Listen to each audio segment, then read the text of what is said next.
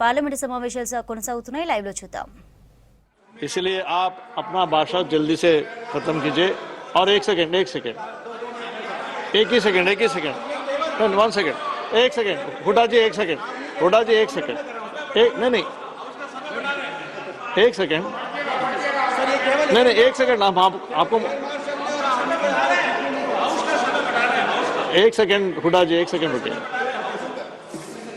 यदि सभा की सहमति हो तो सभा की कार्यवाही आज रात 12 बजे तक बढ़ा जाएगा। थैंक यू, धन्यवाद। आप कंक्लूड कीजिए। केवल उन्होंने नहीं कहा, आदरणीय रक्षा मंत्री जी, केवल उन्होंने नहीं कहा, स्टैंडिंग कमेटी, क्योंकि संसदीय स्टैंडिंग कमेटीज की रिपोर्ट पर आपकी सरकार ध्यान नहीं देती।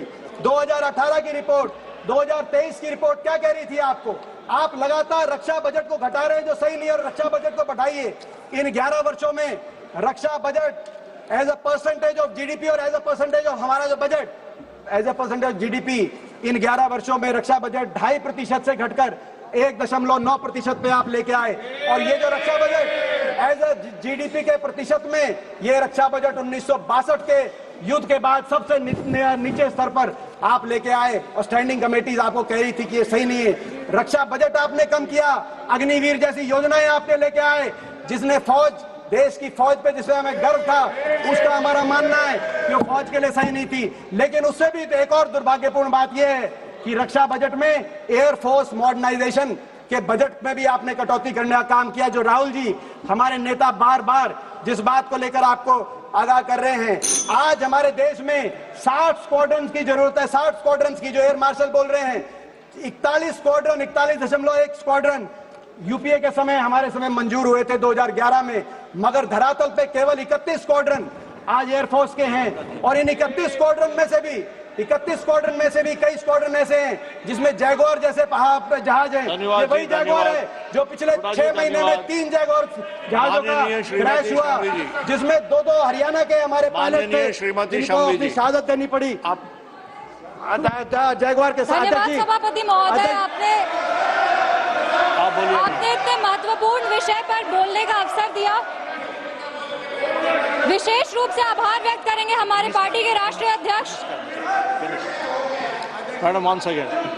अध्यक्ष जी, मेरी यही मांग है कि हमारी आज हमारा सुझाव माने, तो ये माने कि हमारी फौज को, हमारी एयरफोर्स को आधुनिकता से लैस किया जाए, बजट को बढ़ाया जाए। जो आज हमारी एयरफोर्स के अंदर जिस तरीके से मजबूती, आज 2 फ्रंट 3 फ्रंट वॉर की बात चल रही है। आज पाकिस्तान 82% अपने हथियार चीन से ले रहा है, तो बांग्लादेश 71% अपने हथियार चीन से ले रहा है। ऐसे में नेटवर्क, प्लेटफॉर्म हर तरीके से आधुनिकता से लैस किया जाए। अब वो ऑपरेशन सिंदूर आप कह रहे जारी है, क्रिकेट जारी मत करो ऑपरेशन सिंदूर के साथ, और करना है तो हमारी देश की फौज को मजबूत करने का आप काम करिए, हम साथ देंगे। धन्यवाद। धन्यवाद सभापति महोदय, आपने ऑपरेशन सिंदूर जैसे महत्वपूर्ण विषय पर बोलने का अवसर दिया। विशेष रूप से आभार व्यक्त करेंगे हमारे पार्टी के राष्ट्रीय अध्यक्ष श्री चिराग पासवान जी का, क्योंकि आज इस बहस में हम पहली महिला सांसद हैं जो ऑपरेशन सिंदूर पर अपना पक्ष रख रही है, ऑपरेशन सिंदूर के फेवर में बोल रही है। हमको गर्व होता है कि आज ऑपरेशन सिंदूर पर बोलने का अवसर हमको मिला, क्योंकि इतिहास में ऑपरेशन सिंदूर को स्वर्णिम अक्षरों में लिखा जाएगा, क्योंकि विश्व स्तर पर इसने एक न्यू नॉर्मल को स्थापित किया है भारत के लिए। ये न्यू नॉर्मल की जो नींव है वो सदियों पहले रामचरितमानस में लिख दी गई थी, जिसकी चौपाई है, विनय न मानत जल्द ही जड़ गए 3 दिन बीत, बोले राम सकोप तब भय बिनु होए न प्रीत। इसका अर्थ ये है कि विनय